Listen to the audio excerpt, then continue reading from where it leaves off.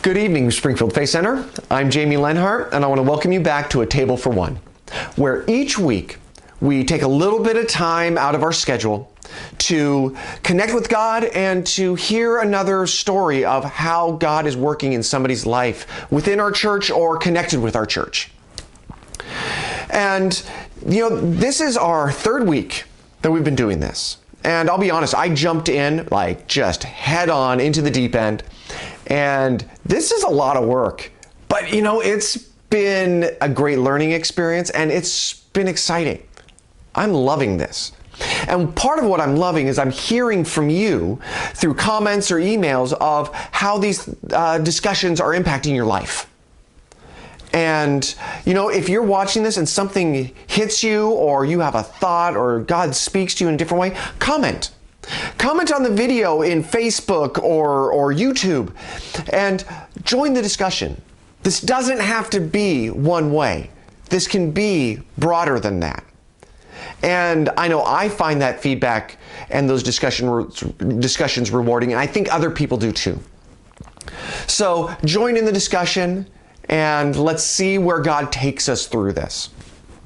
Now, everything started with the pandemic going on. And so we couldn't get together in our normal ways. And that caused a lot of stress, anxiety, and dysfunction for people. And now we have this other issue going on. And there's a lot of heightened tension. People are angry. People are hurting. And I'm not going to go there right now. But what I can say of everything that's going on and people getting worried that things are just getting crazier and crazier, we have an answer. And we have an answer in Christ. That He is our God who is above all things, that is more powerful than anything out there, and that He can overcome. And let's always remember in these times to lean into Him. Rely on Him, that when we worry, it is because we are losing sight of where our Savior is. So let's always train our eyes back on Him and trust Him, because He is our God. So let's take a moment like we do each week, and we're going to just center ourselves, quiet ourselves, and connect with Him through a little bit of meditation. So let's go into our meditative moment.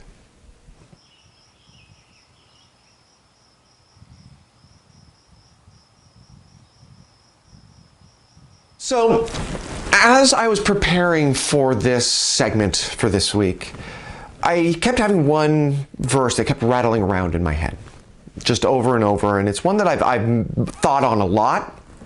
And it's just one sentence, basically, one verse out of the book of Matthew, Matthew chapter 5, verse 9. It's within the Sermon on the Mount, and it's in the Beatitudes.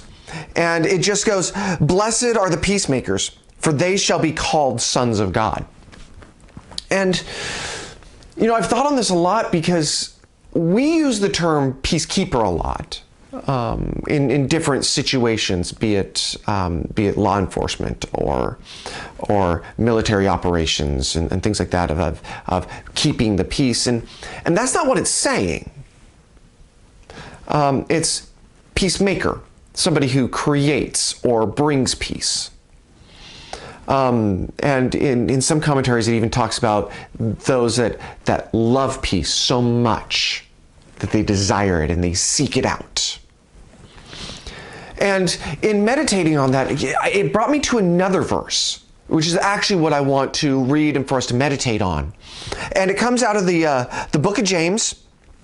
And it's we're going to go from chapter 3, verse 13 through 18. And I'm going to be reading from the NASB. And this is what it says. It says, "Who among you is wise and understanding? Let him show by his good behavior his deeds in the gentleness of wisdom. But if you have bitter jealousy and selfish ambition in your heart, do not be arrogant and so lie against the truth. The wisdom is not that which comes down from above, but is earthly, supernatural, demonic. For where jealousy and selfish ambition exist, there is disorder and every evil thing. But the wisdom from above is first pure, then peaceful, gentle, reasonable, full of mercy and good fruits, unwavering, without hypocrisy. And the seed of whose fruit is righteousness is sown in peace by those who make peace. When I read this, I was just kind of floored. And it's that last, all of that to set up that last verse in verse 18, where it says, and the seed whose fruit is righteousness is sown in peace by those who make peace. That the fruit of righteousness comes from sowing peace. And peace isn't passivity. I'm not saying that. Peace in this context is very active. This peace is reconciling, bringing about wholeness and healing. The peace of God in people's lives and in the world. So I just want to take a couple moments as we just center ourselves and let's just ask God, ask the Spirit, how can I be a peacemaker? One who desires and brings peace into my home, into my relationships, and into my world.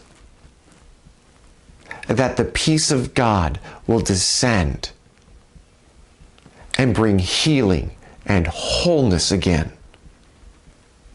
So let's just take a few moments right now.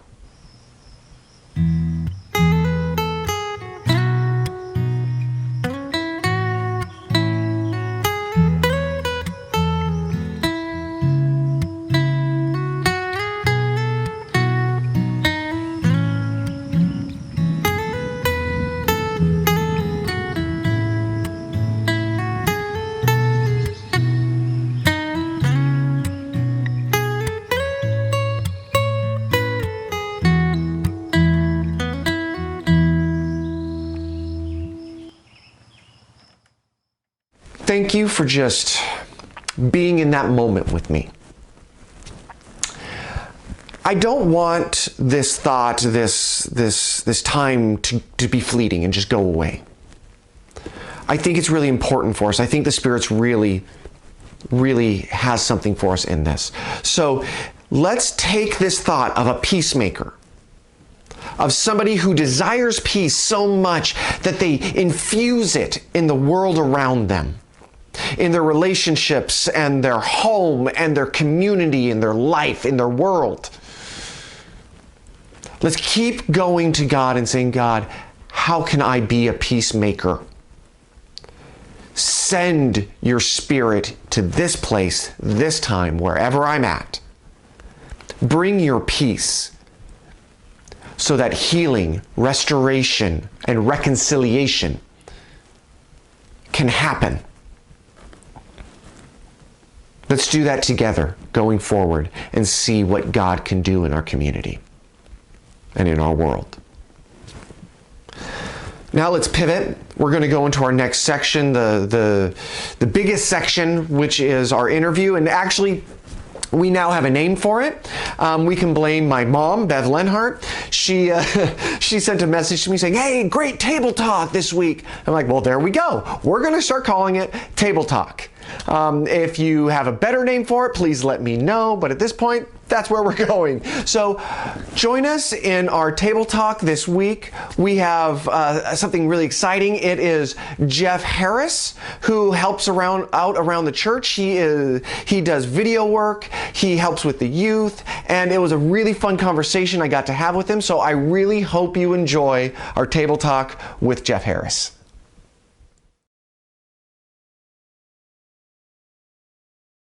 Okay, Jeff, thank you for being with us tonight. Thank you. Well, I'm excited for tonight. I'm excited for our conversation. But before we get too far, I want to ask just a couple quick questions because you grew up at Springfield Faith Center like I did. Yeah. So, my first question is, what is your earliest memory of church? Oh, wow. Um,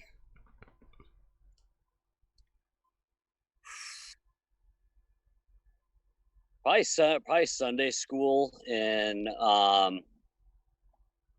gosh, yeah, no, Sunday school and name that classroom. Probably first or second grade. Yeah. Yeah. Well, I can tell you my first memory of you. And I remember standing in the foyer. I don't know why this is my first memory, but I remember you standing there. You had a button up shirt on, suspenders, a little bow tie. I mean, you had to be like 4 or 5. It was, but whenever I hear Jeff Harris, that's the first picture that comes to my head. And then I feel old. Oh, that's epic. So now you came through, I think, so who was doing the youth while you came through the youth department? So Adam was middle school, and then Dan and Rachel had the high school group at the time. Okay. Okay. And then after you did after high school and everything, you went into the service. How soon did you do that after graduating? So I did so I graduated 2000 I graduated from Thurston 2011. Okay. Did 2 years of computer network operations out at LCC. Oh, okay. Yeah, that didn't go very well. I flunked out of college, and so I'm like, oh well. So yeah, no, me joining the army was one of those conversations with God where I'm, driving home from school, beating my head against the steering wheel because I'm failing all of my classes straight, going, God, what have I done wrong? And then the thought comes into my head to go talk to the recruiter and get that ball rolling. And yeah, Okay. 5 years later. Yeah.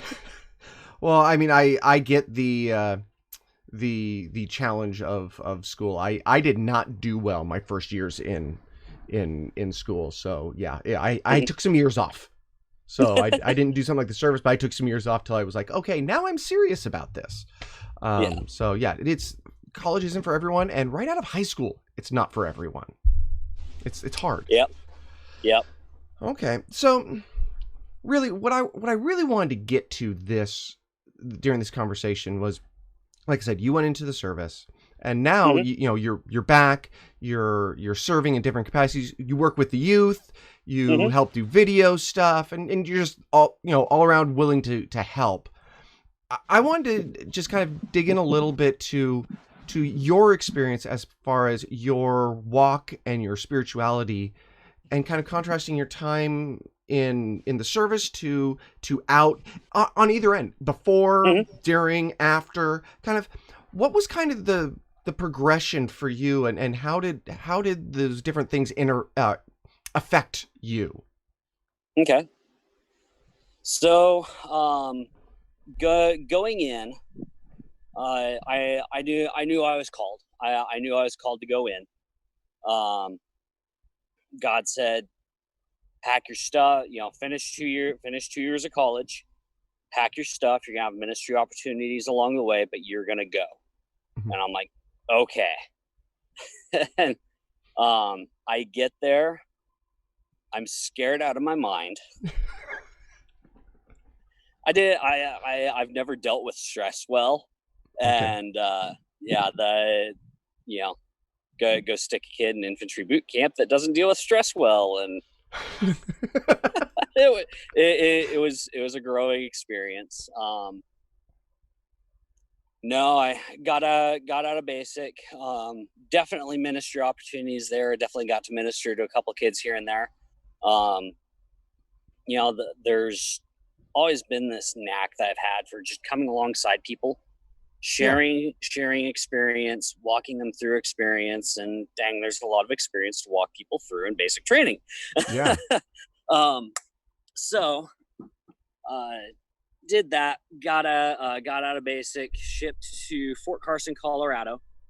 Um, did stuff started changing. Um, in my life, in my walk with God. Mm-hmm. Um, no, I went from basic training to I ended up spending about 6 weeks in there right out of basic training, cooped up in my barracks room. Okay. So it was like work back to the barracks room because I didn't have a car. Oh, okay. And in Colorado Springs, where I was at, to get much of anywhere, it was either a $50 cab ride or you owned a car. Yeah. So, yeah. So social isolation, people were not designed to be alone, and I'm chief among those. Um, so it's like, social isolation was not good. And I found myself disconnecting from God more and more and just kind of trying to do it on my own. Okay. Um, did end up getting connected with a church Oh, okay. there in Colorado Springs. Went to church pretty regularly. Met a family whose ministry it was to kind of take in barracks rats like myself Oh, okay. and kind of shelter us on the weekends, um, and be somewhere that wasn't completely it wasn't a bar Yeah. to be at. So um, had a decent experience at Carson. Some ministry here and there, some witnessing here and there. Mm-hmm. Um, Fast forward 2 years, I was able to terminate that contract. So that was a 3-year contract, terminated it to, Okay. uh, and then I picked up another 3-year contract with guarantee of a duty station change. And that's when I changed from Fort Carson, Colorado to Joint Base Lewis McChord up in Washington. Okay. I did 3 years up in Washington. In the midst of that, once again, got hooked in with a church right off the bat because I owned a car. Yeah. I could get places. Yeah. Got hooked in with a church. Got hooked in with a pretty good unit. Starting out, we were, it was tough. People were crazy, but Okay. it's like, was still able here and there, had some ministry opportunity, had some witnessing opportunity. That ended up, picked up my sergeant, E5 sergeant leadership position. Mm-hmm.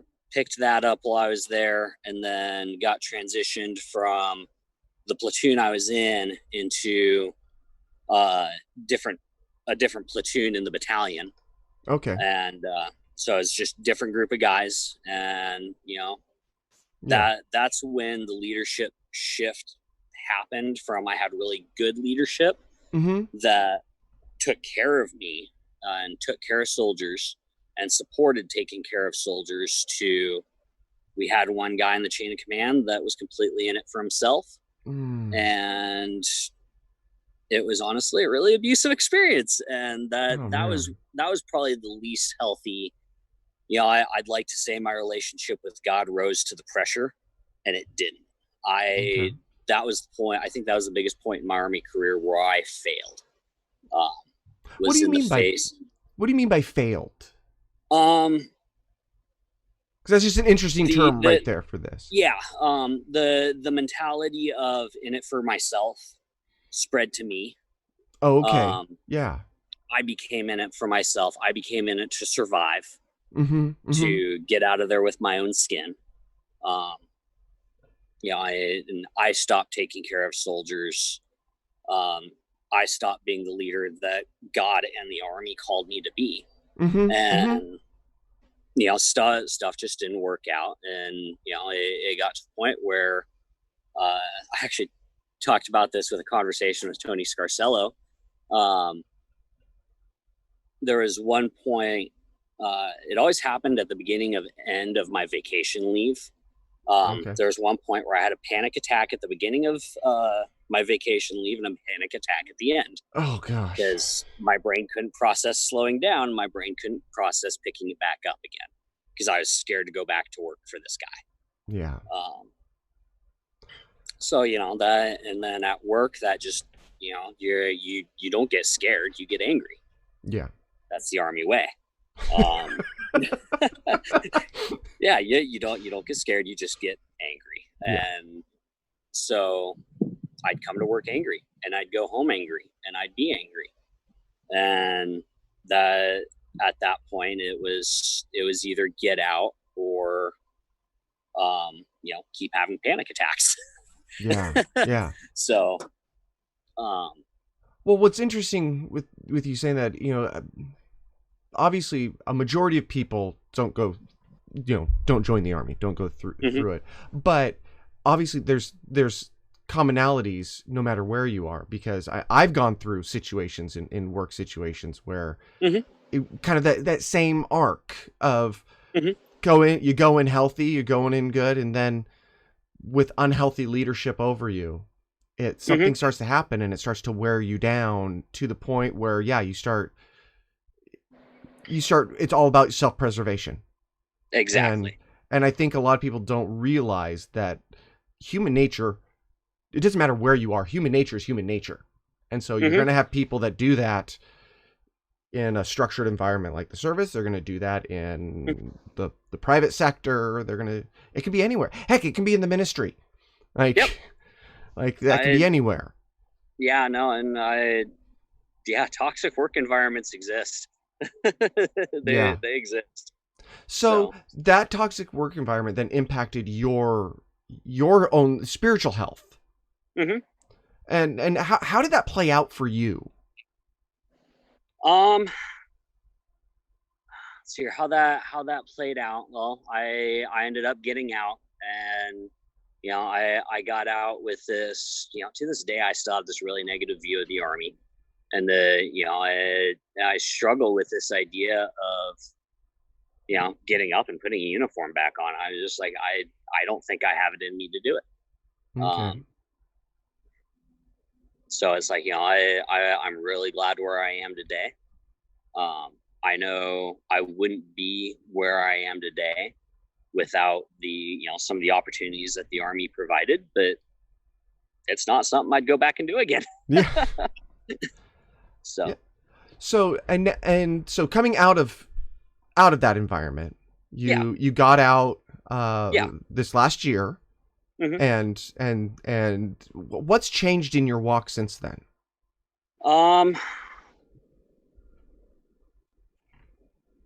The environment. Okay. To be blunt, no, I got out. I actually got out. Immediately came back to Springfield Faith Center. And then I had a situation in my life where, some stuff happened, and I was forced very much to cling on to God. And, I learned a lot in the midst of, what happened. I'm not going to talk about it for the sake of, it's like my dignity isn't the only one that needs to be protected. No, that's but, fine. But it's like, from that, there was, God taught me what unconditional love looked like through exhibiting it. Okay. To be perfectly blunt, there was a phrase that he and I got to learn together. It's shut up and love. And because some days that's all you can do, and that's all God's calling you to do. Yeah. There's some days where you just can't fix the world. You can't fix everything that's broken, and you just have to love people. And so I did. Yeah. and I think that's the biggest takeaway from my life in the last, was it been a year and a half now that I've been home, is love people, love God, love people. Yeah. That's great. What do you, with what you went through and then came back and with learning that of just love people without agenda, love. What do you think, can you see anywhere within that experience in the Army that helped shape you to bring you to that point, other than the strict dysfunction, obviously? Mm-hmm. But is there anything that you think that you acquired through that time that might have helped bring you to that point of really understanding? Certainly, in being, in leadership in the Army, you get to walk a lot of guys through a lot of other experiences, and after a while, it's just kind of this rotating. What's the personal problem today? and you get to walk with a lot of people through a lot of things, and you get to learn the right, wrong, and indifferent of what to deal with in given situations. And I saw a lot of the wrong way of dealing with people, and working with people. I saw a lot of it done wrong, and I'm like, okay, this isn't how I want to do this when I become a civilian again. Okay, yeah. So, I mean, thank you, Jeff, for chatting with us. We're coming up on probably need to wrap things up, but I want to give one chance. What would you say, out of everything you've learned over your life so far, what's the biggest piece of advice you would give somebody that God has taught you?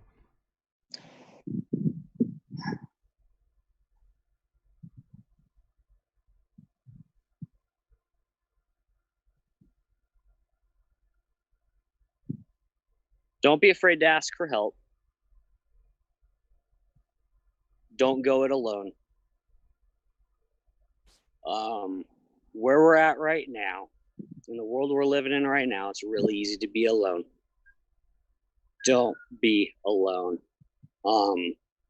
This whole social distancing thing, it destroys people. Honestly, I think that's what the effect is being.